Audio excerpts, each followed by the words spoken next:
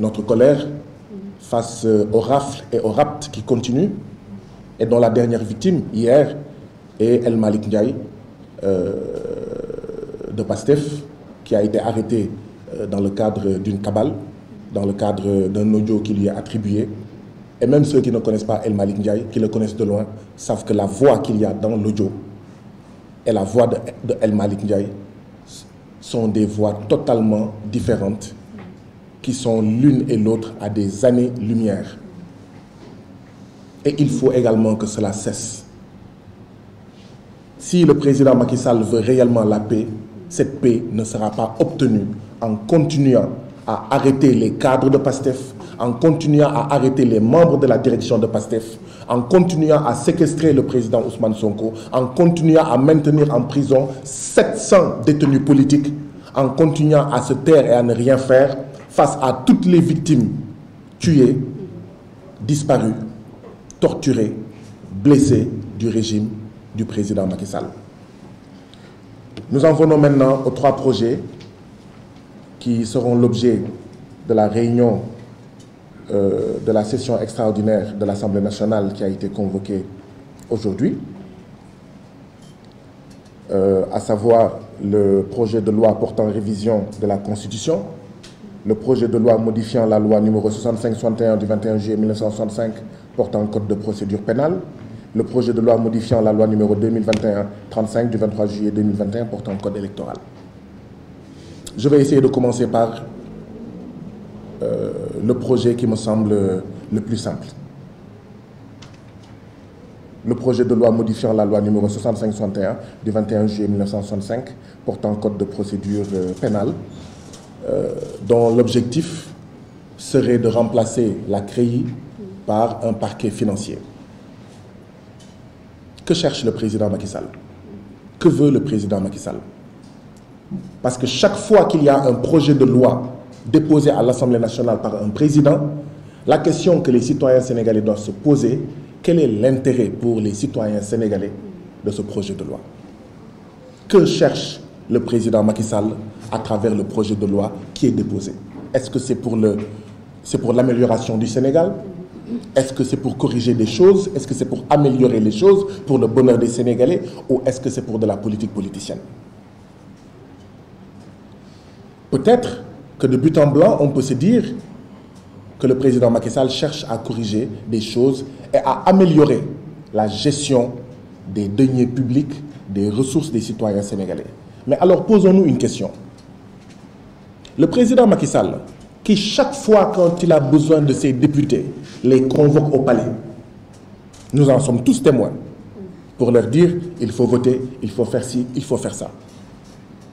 Si ce président Macky Sall-là n'est pas capable, depuis le mois de septembre 2022, de dire aux députés de Benno Bokk Yakaar, il faut arrêter, il faut contrôler les 26 milliards de budget de l'Assemblée nationale.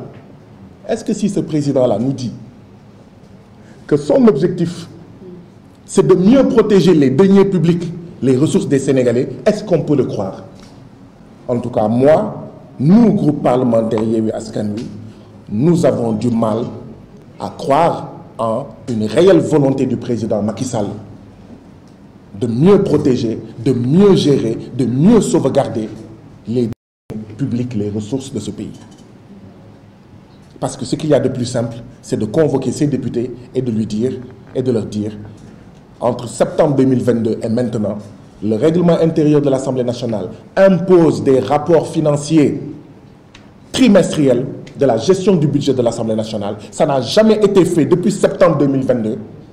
Je vous donne l'ordre, vous, députés de Benno Bokk Yakaar, de contrôler le budget. Vous devez respecter le règlement intérieur.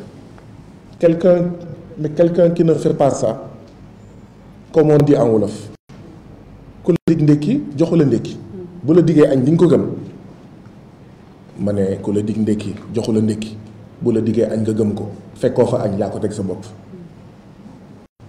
Le président Macky Sall n'a qu'à d'abord commencer à dire à ses députés: gérez bien les 26 milliards de francs CFA de budget de l'Assemblée nationale entre septembre et juillet 2023. Septembre 2022 et juillet 2023.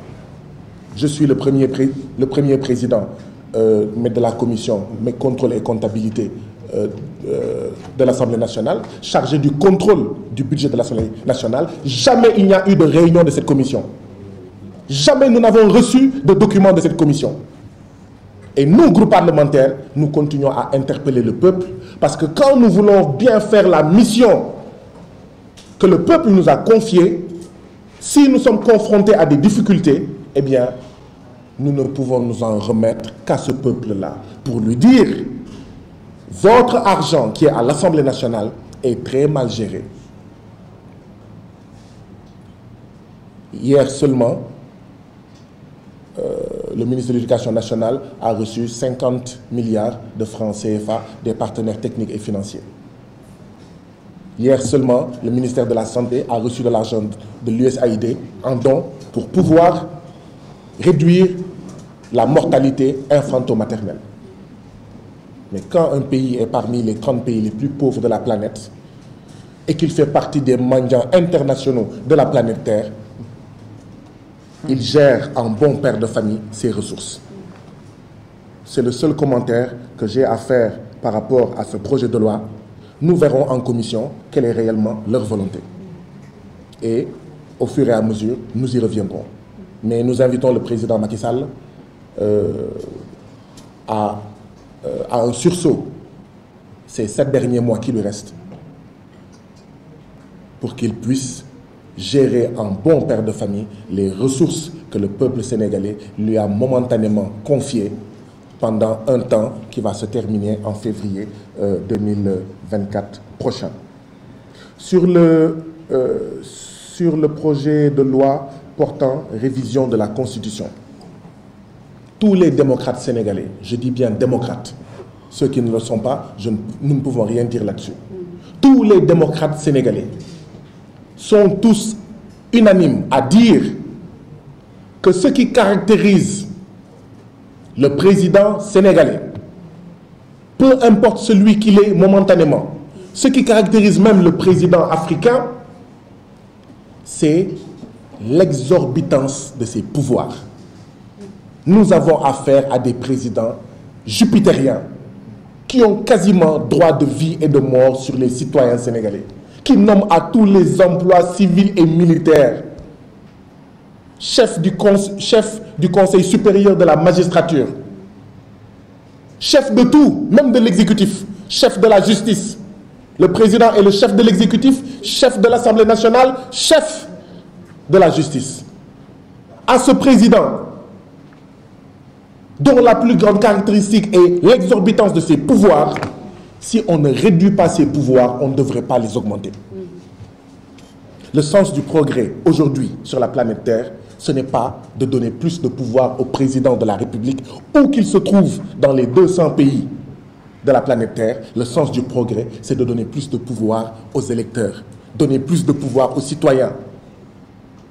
On en vient même à parler de référendum d'initiative populaire, de veto populaire. C'est ça le sens du progrès aujourd'hui. Aujourd'hui, le débat sur la planète Terre, c'est comment donner plus de pouvoir aux citoyens. Parce qu'on se rend compte que quand il y a élection, le citoyen électeur, il n'a plus de pouvoir de prise sur les élus, sinon que d'attendre dans 5 ans. Mais ce n'est pas de renforcer les pouvoirs caractérisés par leur exorbitance du président de la République. Et là, je ne parle pas de Macky Sall. Depuis 1960, le président sénégalais est un président néocolonial qui a des pouvoirs, encore une fois, jupitériens. Au lieu de réduire, on les augmente.